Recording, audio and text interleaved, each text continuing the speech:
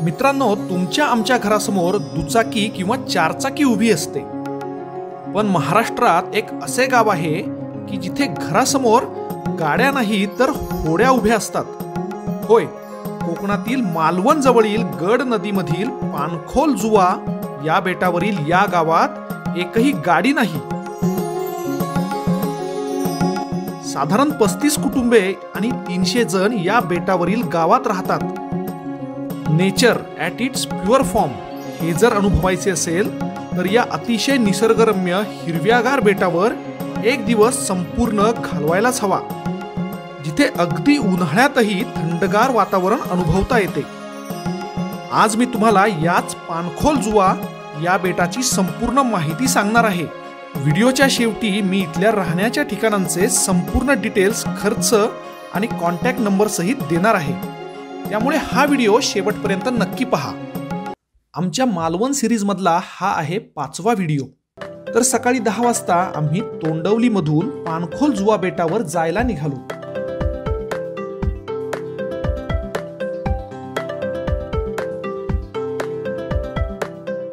आम्ही राहत असलेल्या तोंडवली मधील गुरुकृपा बीच रिसॉर्टचे मालक श्री विनोद पाटील यांनी त्यांची बोट काढली आणि आम्हाला जुवा बेटावर घेऊन जायला निघाले। तोंडवली तळाशील ही सुंदर गावे आणि समुद्र किनारे ही समुद्राच्या बाजूला असलेल्या या जमिनीच्या निमुळत्या पट्ट्यावर आहेत। मंडळी, आपल्या या मालवण सफरीमध्ये आपण पुन्हा एकदा निघालो आहोत एका आगळ्या वेगळ्या सफरीसाठी। आता आपण आहोत ते गड नदीमध्ये। माझ्या उजव्या बाजूला तोंडवली गाव आहे आणि आपण आता चाललो आहोत ते जुवा बेटावरती।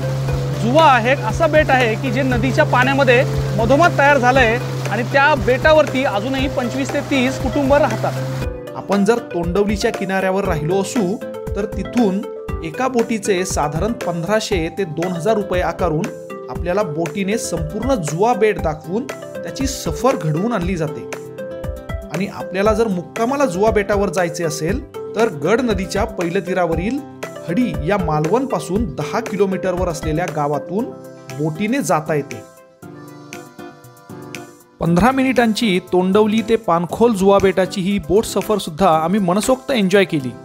साधारण 15 मिनिटाची ही नदीमधली सुंदर सफर करून आपण आता या जुवा बेटावरती पोहोचलोय। बेटावर पोहोचल्या पोहोचल्या आपण एका वेगळ्याच ठिकाणी पोहोचलो आहोत याची जाणीव झाली। मित्रांनो नमस्कार, चेतन महिंद्रकर या आपल्या यूट्यूब चॅनलमध्ये आपल्या सगळ्यांचे स्वागत। आज आपण आलो आहोत एका आगळ्या वेगळ्या ठिकाणी। आपण आलो आहोत ते जुवा या बेटावरती। गड नदीमध्ये असलेले हे छोटेसे बेट अजूनही इथे 25 ते 30 कुटुंब व्यवस्थित राहतात। आज आपण या बेटाची सफर करणार आहोत। इथे पाहणार आहोत की लोक कशा परिस्थितीमध्ये राहतात, इथल्या सुखसुविधा काय आहेत। खूप निसर्गरम्य असं हे बेट आहे, इथला सर्व निसर्ग आपण पाहणार आहोत। तर चला।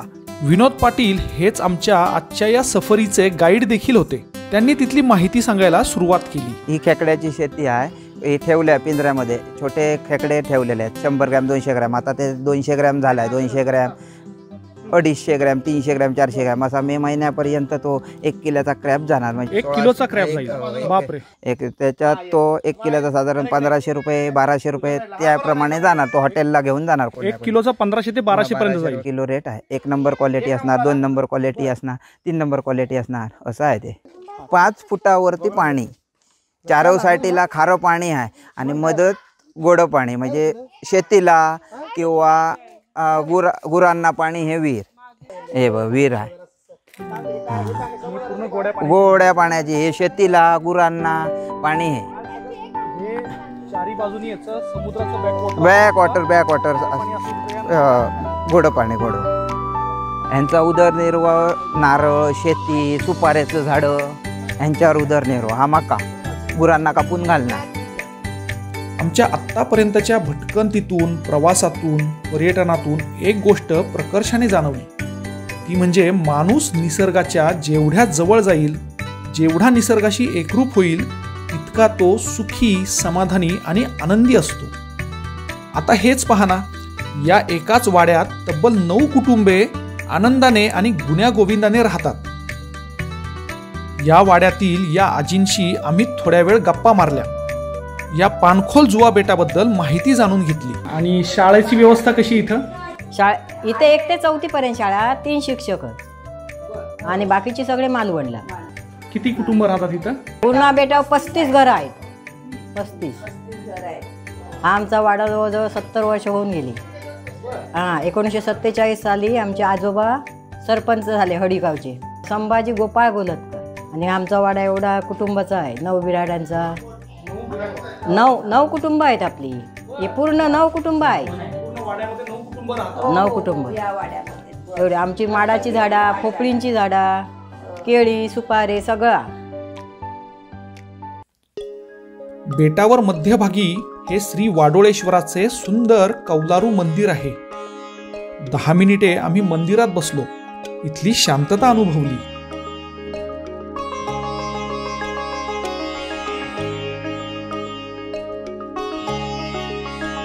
मंदिराला लागूनच पूर्वी इथे एक प्रचंड मोठे वडाचे झाड होते, पण मागच्या एका वादळामध्ये हे पूर्णच्या पूर्ण झाड उन्मळून कोसळले. त्या झाडाचा बुंधा आजही तिथेच पडून आहे.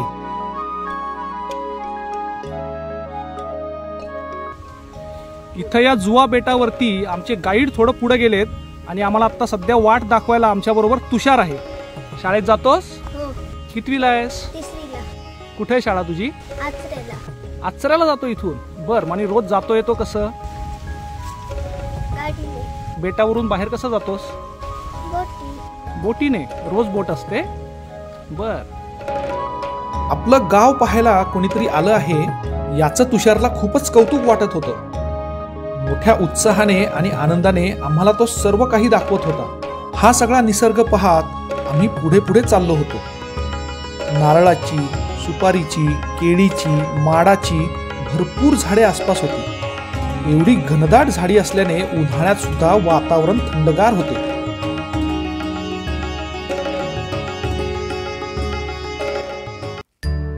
थोडे पुढे गेल्यावर नदीच्या बाजूलाच गावातील एकमेव प्राथमिक शाळा दिसली. ही आहे गावातली प्राथमिक शाळा. गावातली एकमेव शाळा. 1ली ते 4थी इथे मुलांना शिक्षण दिले जाते. आणि मित्रांनो, ह्या शाळेच्या समोर असलेला व्ह्यू बघायचा आहे तुम्हाला. आहा, सुंदर नदी किनारा आहे आणि बाजूला बोटी लागलेल्या आहेत. इतका छान व्ह्यू ह्या शाळेतल्या मुलांना समोर पाहायला मिळतो. या शाळेत 3 शिक्षक आहेत आणि ते सुद्धा रोज होडीने नदी पार करून येतात. ही अशी शाळा असेल तर शिक्षण घ्यायला किती मज्जा येत असेल ना. ह्या बेटावरच्या लोकांना काही खरेदी करायची असेल तर जवळचे मोठे मार्केट म्हणजे मालवण किंवा आचरा. बोटीने या पलीकडच्या हडी या गावात जाऊन तिथून गाडीने किंवा बसने मालवण आचऱ्याला लोकांना प्रवास करावा लागतो. नदीच्या समोर असलेले कौलारू घर तर खूपच सुंदर दिसत होते. दारातच अशी एक होडी लावली होती. एक सुंदर तुळशी वृंदावन दारात होते आणि समोर हे मस्त सारवलेले अंगण. हे गाव पाहताना एक जाणवले की या बेटावरील ह्या गावात पर्यटनाच्या खूप संधी उपलब्ध आहेत. फक्त गरज आहे ती निसर्गाला कोठेही हानी न पोहोचवता इथल्या पर्यटनाच्या सोयी सुविधा वाढवण्याची. गावातील तरुणांनी यावर नक्कीच विचार करून प्रशासनाची मदत घेऊन इथल्या निसर्गाशी अजिबात छेडछाड न करता इथले पर्यटन वाढवण्याची गरज आहे. पुन्हा एकदा हेच अधोरेखित करावीसे वाटते की हे सर्व करत असताना इथल्या निसर्ग संस्थेचा पुरेपूर मान राखलाच गेला पाहिजे. येणाऱ्या पर्यटकांची सुद्धा ती तेवढीच जबाबदारी असेल.